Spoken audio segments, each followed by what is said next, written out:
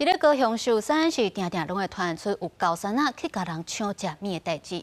今仔日伫咧县兴市是有举办普渡拜拜，所有老大人赶果子去当着高山仔来甲抢，而且佫甲这老大人请倒，好佳在是无着伤。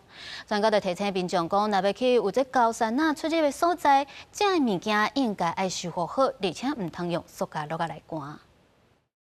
民众骑车到原兴市附近，发现头前一只高山仔要抢老大人手内用塑胶袋啊底的水果，佮甲人杀好倒。好佳在老人敢若惊到无要紧。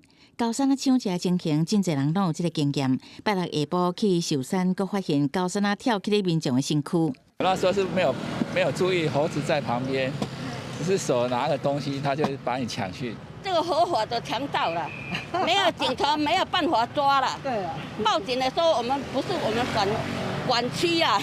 拜六拄啊是中元节，真侪人撒贡品来原兴市普渡，免不了使用塑胶袋啊。专家提醒，原兴市伫寿山是高山仔生态地，避免去抢食，爱注意食物莫互看现现，嘛莫使用塑胶袋啊。 这只猴子它并不是刻意要去攻击民众，而是因为说它看到塑胶袋里面有食物，那它去拉扯，所以导致人跌倒这样的情况。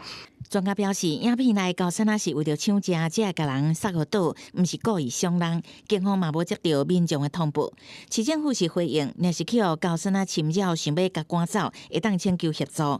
若是有看到一直伫扰乱人的高山仔，嘛会当申请摄笼仔来掠。伫公共场所去互高山仔扰着伤，敢有法度理赔？这就爱看伫各场合敢有投保公共意外责任险。